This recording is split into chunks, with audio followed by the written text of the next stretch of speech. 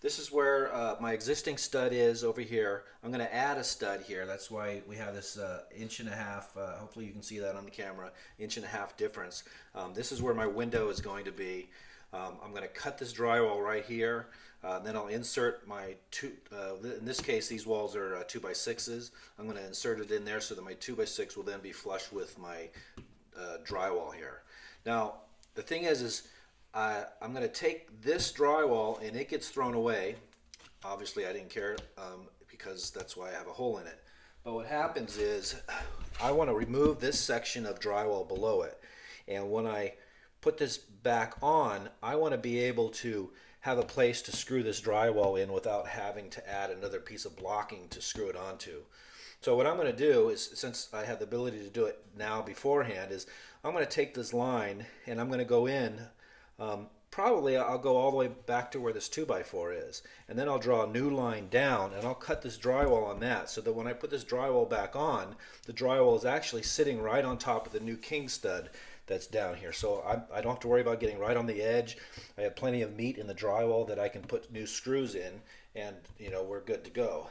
So I'm going to draw that out right here so that I don't make any mistakes when I cut the drywall, and we'll put that in there. So if I continue this line down with the level, like so, and I'll draw it right here. I'll go all the way down.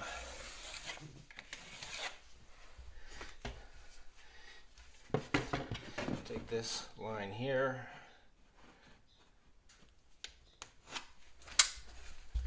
So this is the line of the drywall that I'm going to save, and I'm going to cut this right here, and then when I do cut this, I'll have all of this area here that I can put drywall screws, which will tie into this new king stud that I have here. So it'll be a perfect match.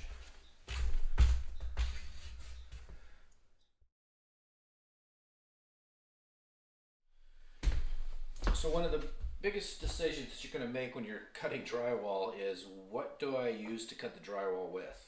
You have several options. One is the old-fashioned drywall saw, which you cut by hand. Problem with this one is it's manual, and when you cut it, it tends to blow out the back side of the drywall. So I very seldom use this except when I need something quick and dirty, shaved off. Your next option is the good old Sawzall. It does quick work of it. The only problem is like I was discussing earlier, is when you're inside the wall with your drywall, this blade is going in about 3-4 inches, cutting anything and everything inside the wall. So I only use this when I don't have to worry about anything. Next option is the jigsaw. Blade only goes in about this far. You could, as you're cutting the drywall, cut it at an angle so the blade doesn't go in. It's a little cleaner. All the power tools tend to kick up more dust. It's one thing that you're never going to get away from when you're working with drywall or cutting drywall, unless you're using this saw. You're going to be creating a lot of dust, and it's going to go everywhere. So the jigsaw is good. Once again, you got to be careful on when you're cutting through the drywall. What is it that you could possibly hit on the inside? This is a little better, I think, than the Sawzall. You have a little bit more control. It's a nice cleaner cut than the Sawzall. And I use it depending on where I'm at. My favorite tool is the fine tool.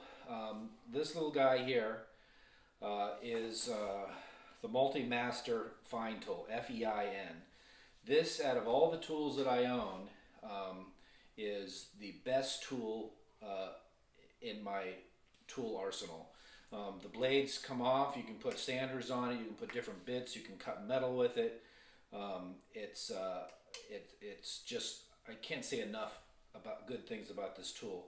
there are a lot of, I won't say knockoffs, but Makita, ever since they came out, Fine came out with this, all the other major tool companies have their knockoffs on these, which I'm sure they're fine. They're a lot cheaper. This guy here, when I bought it, it cost me $350, and it comes with the whole case and all types of accessories. And it's been worth every penny of it. I can't contest to the Makita and DeWalt versions of this on how well they do, but I love this thing. This has a blade on it that is, like I said, is interchangeable. The good thing about this is when you're cutting your drywall, how is it like that? Your drywall is in here like this. You have a depth here where, depending on how you run this along the wall, you can barely just come through the other side of the drywall. The other nice thing about this is as you're running across a stud, this thing will cut right up against the stud and give you a nice clean cut all the way through the drywall, even across the stud.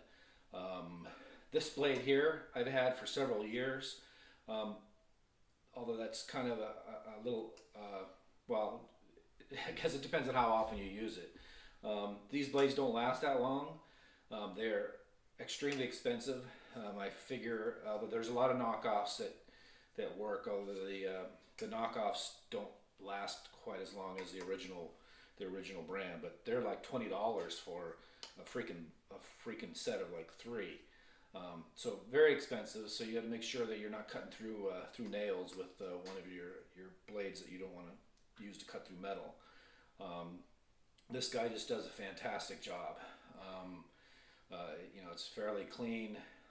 Like I said, it does kick up, you know, quite a bit of dust, but I don't really have to worry about, you know, it jamming into the drywall and cutting things I don't want it to cut on the inside. So out of all the tools, this one is my favorite.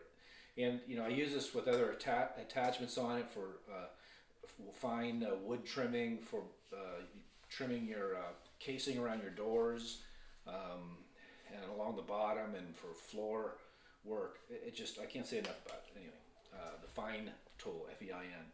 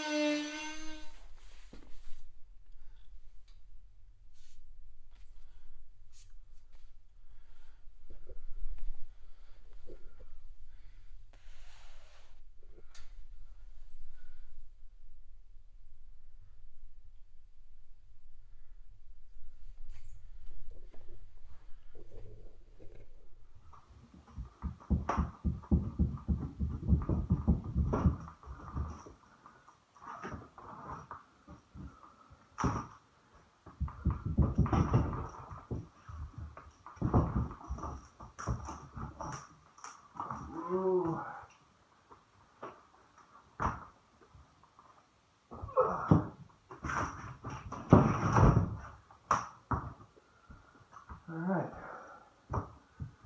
not too bad.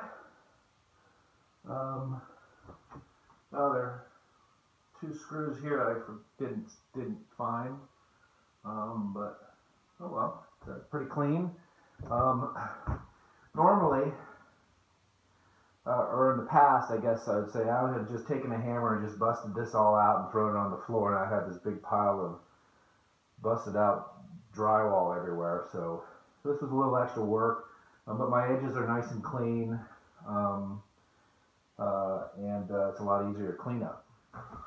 All right, now that I got this section down, the window actually will be framed out exactly this opening that you see here. So this will be the actual window. So what's real important is that I take care of this drywall below here. I believe I have all the screws out. If not, there'll probably be minimal amount of screws that I've missed. Hopefully I didn't miss any, but odds are I probably missed a couple. I should be able to work this drywall free, take it over and set it aside so that I can reuse it again. There is a seam that's here. I'm not sure if I want to score this, or when I pull this up, I can take this end and bend it back in and save it. But I think when I remud this, I'm going to want to rip all the tape, the mesh tape that's on here, and redo this again, because if I don't, it'll just end up building up, which isn't a problem, but it just might be cleaner. So we'll try pulling this off, saving it, and then I got another little piece up top that I'll have to remove. So let's see how this comes off.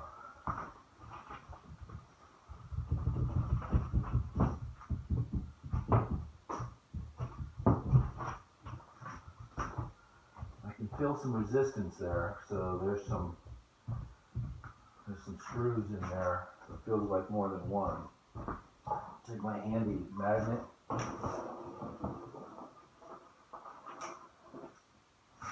Now pick up all the ones on the floor.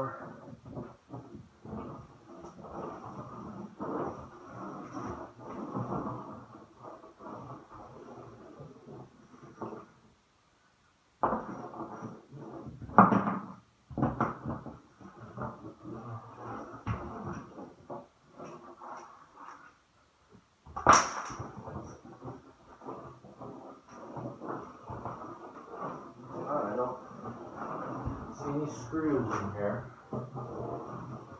keeping me from pulling that off, so I'm going to continue to force it.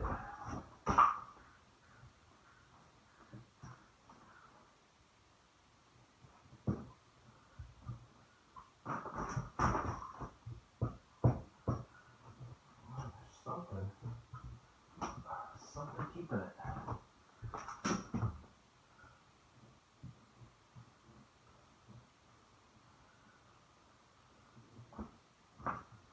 Wow, I don't know what.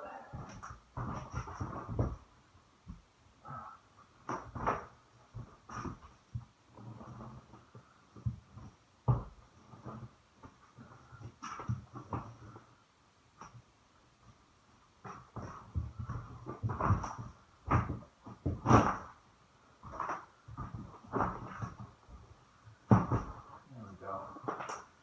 And this side here.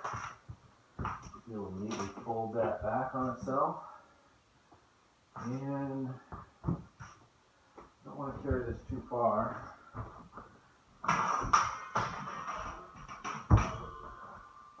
Move this up, and put this over here.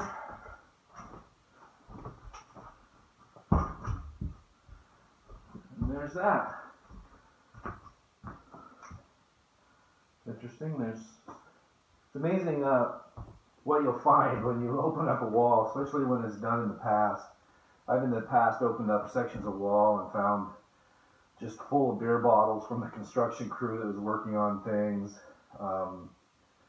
old newspapers, a whole plethora of different things that you find in the wall that the contractors have just kind of thrown in there. Alright, next is we'll move the top section where the header is going to go.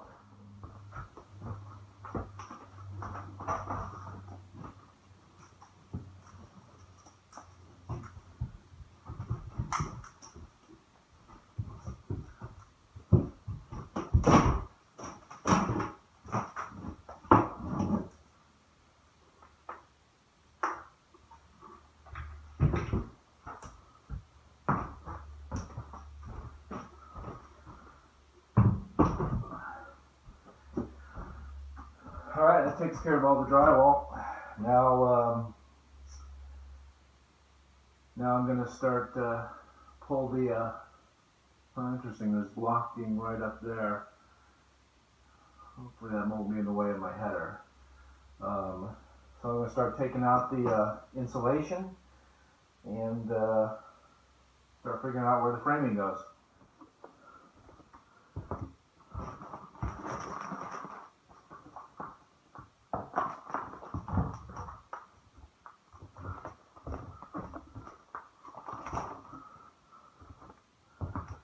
Holy cow. Got some major power coming down here that's just coiled up. Hopefully that's not live. I don't have my tester with me. It's interesting. I'll have to trace this up into the attic and find out where this goes. Once again, these surprises that you find when you open up the wall, you don't really know what you're going to come across.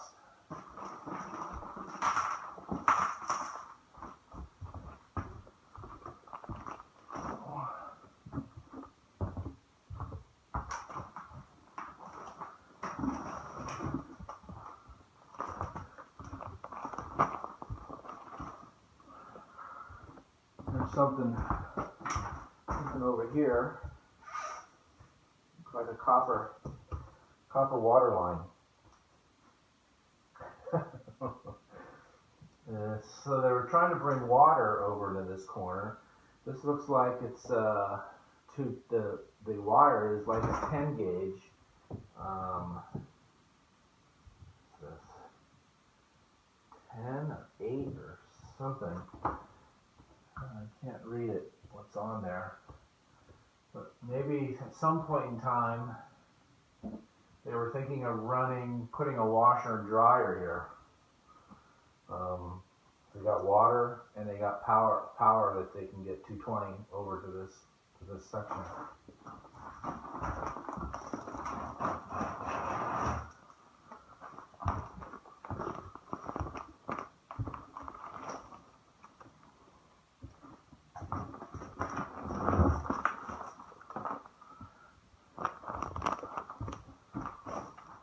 Now that I have a clear picture and have a wall opened up and see exactly what's going on the inside, I thought the power ran down for that plug from here. I thought I had popped a hole in there, but I guess not. But what's happening is the power is coming down right here, kind of down the center, between these two windows, and it branches off, goes to here, and then it comes up, comes back over, and comes down to this plug that's down here.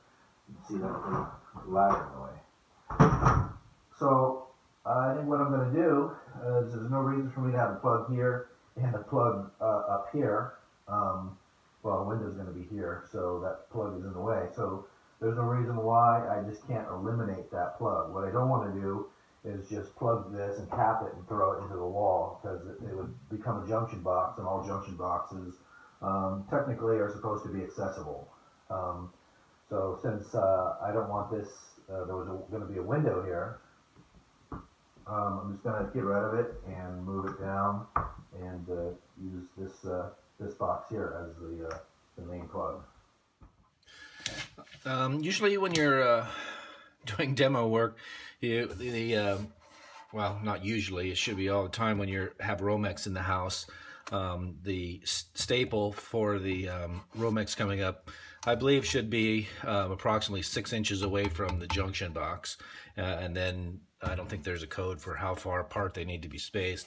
And the wire just supposed to be secure during new construction. During remodel, you can't really go by that code because you don't want to open up the whole wall, so you're usually running Romex through the wall without attaching it. But in this case, we have these staples that are here, and these can be a real bitch to pull out, trying to get your hammer in there or a screwdriver to wedge it out.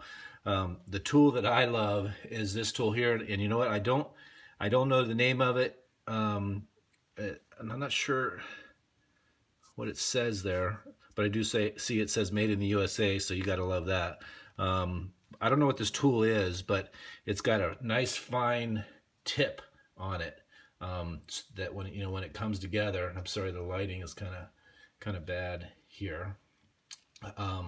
But it works awesome for, especially if you have a lot of these you have to pull out. You basically take that end and you pinch it, you know, right up against the, oops, sorry about that. You pinch it right up against the nail, and it pulls it right out. So that's pretty cool, a lot simpler. In the past, I would take a screwdriver and wedge it in there, and then you end up damaging the Romex and all of that. This is just a, you know, a great tool. If I can do some research and find out what the actual name of this is, I'll see if I can make a comment in the video and show you.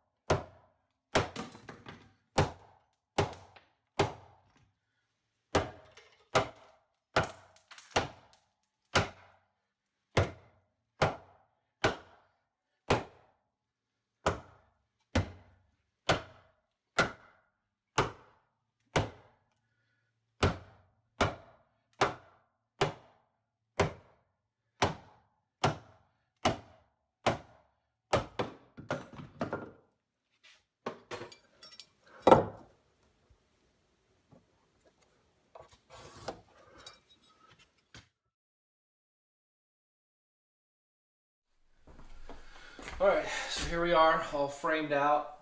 Have the new king studs in. That this one is up against the existing stud that the header is sitting on. Got my sill. The cripples I was able to use the existing 2x8s, so I just ended up cutting these off and slipping them in. My main support, because I wanted to support, I didn't want to take all of these joists out, because here's the center of the room. I didn't want to take all these joists out and have the wall collapse on me. So I ended up splitting the header and putting one onto this post and another onto this one, and then tied them together as one big header. My electrical line that I have running down in between the header and coming out here, which I'll put in at a later time. I've drilled holes through the corners of here, and on the outside I've marked a nice square and level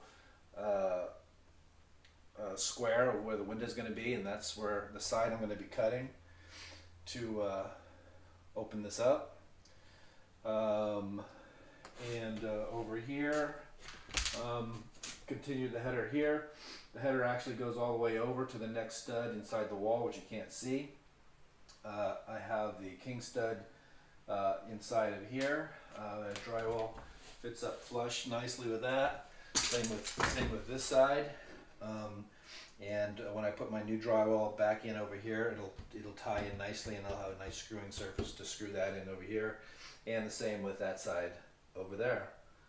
So guess I'll go out to the other side and start cutting and open it up.